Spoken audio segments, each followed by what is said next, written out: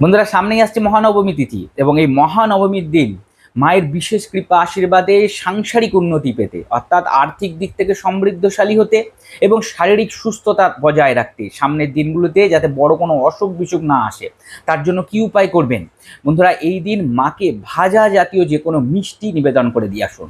এই ক্ষেত্রে যেটা সব থেকে বেশি অ্যাভেলেবেল আমাদের হাতের কাছেই আছে, সেটা হচ্ছে জিলাপি।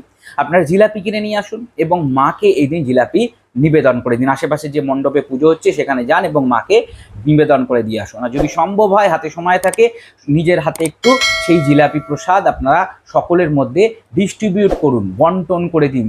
আপনারা এক্ষেত্রে বিভিন্ন গরিব মানুষদের মধ্যে নিবেদন দিতে পারেন, এছাড়া ছোট ছোট বাচ্চা ছেলে মেয়েদের মধ্যে দিতে পারেন, বা আপনার পুরোহিত মশাইকেও এটি দিতে পারেন।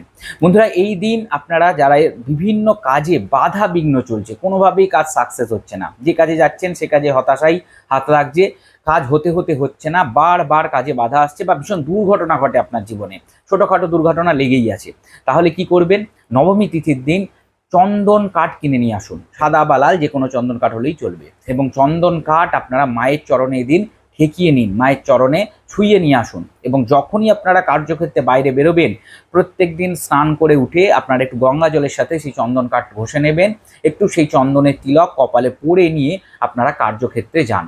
আস্তে আস্তে আপনারা দেখবেন আপনাদের বাধা বিঘ্ন কাটতে শুরু করবে, দুর্ঘটনার প্রভাব কমতে শুরু করবে, এবং আস্তে আস্তে সব কাজেই আপনারা সাকসেস নিয়ে আসবেন, সাফল্য নিয়ে আসবেন। যারা পড়াশোনাতে মনোনিবেশ করতে পারছেন না, স্টুডেন্ট আছেন, তাদের ক্ষেত্রে এটা ভীষণ কার্যকরী হবে। তারাও পড়াশোনায় কনসেন্ট্রেশন বৃদ্ধি করতে পারবেন এই সহজ উপায়ের মাধ্যমে। আপনারা আগে থেকেও চন্দন কাঠটা কিনে নিয়ে আসতে পারেন। নবমী তিথিতে শুধু মায়ের চরণে ঠেকিয়ে অবশ্যই মনে করে ঘরে নিয়ে আসবেন। বন্ধুরা, আশা করি এই উপায়গুলো আপনাদের সামনের জীবনে এগিয়ে যেতে সহায়ক ভূমিকা পালন করবে। এরকম আরও টিপস টোটকা পেতে আচার্য ঋত্বিক চক্রবর্তী ইউটিউব চ্যানেলকে সাবস্ক্রাইব করে পাশে থাকা বেল বাটনটা অবশ্যই ক্লিক করে দেবেন, যাতে পরবর্তী ভিডিও নোটিফিকেশনগুলো মিস না হয়ে যায়। আগামী শারদ দুর্গোৎসবে সকলকে জানাই শুভেচ্ছা, অভিনন্দন, নমস্কার।